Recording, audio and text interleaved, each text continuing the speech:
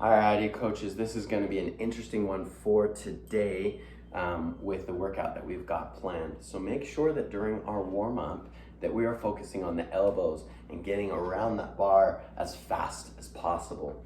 We want our athletes to be able to get through our touch and go cleans later on, and we'll talk about that. But let's make sure during the warm-up that we're speeding those elbows up, getting everything connected and warmed up enough that that feels okay to do.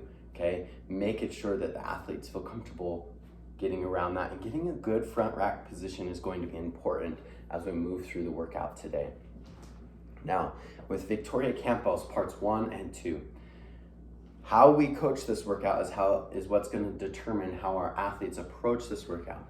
We should be coaching that today is an active recovery day.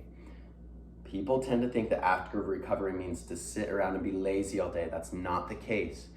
How we're approaching this and why even the scoring is a little bit different and we have less levels than we normally do is because the idea today is to move perfectly and smoothly through the entire workout to flush out everything and get us ready, not only for Murph, but to make sure that what we've done in the past couple days is kind of being flushed out of our body. And these two movements that we're going to utilize today can really help us do that as long as we're focusing on the right thing, and that is being actively recovered. That doesn't mean that we don't go fast or we don't sprint or anything like that. It's our approach and our mindset that goes into the day. So make sure that we're coaching our athletes to do that. Let's incorporate today time that we have to do both things in helping with touch and go cleans, but also really making sure our athletes know how to row properly. As I've gone through our gyms and gone through our different areas and seen coaching, this isn't necessarily on you guys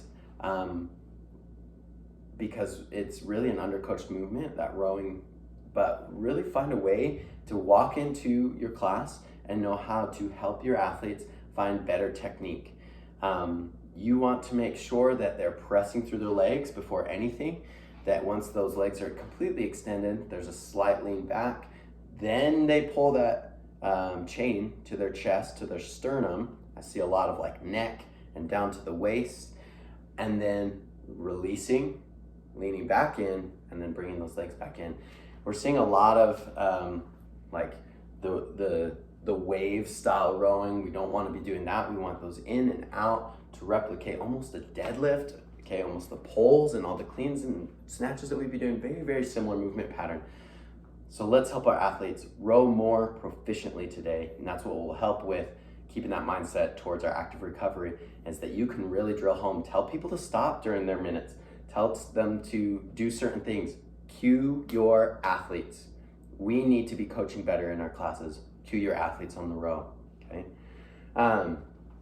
We want to make sure that with the less levels, we will help people focus on the target time rather than the amount of meters or reps that they're doing or weight that they're doing. So make sure that you help them understand that we should be 100% done by the 50-second mark, but the perfect way to run through this workout and to be in the right mindset is that you should be done by 45 seconds.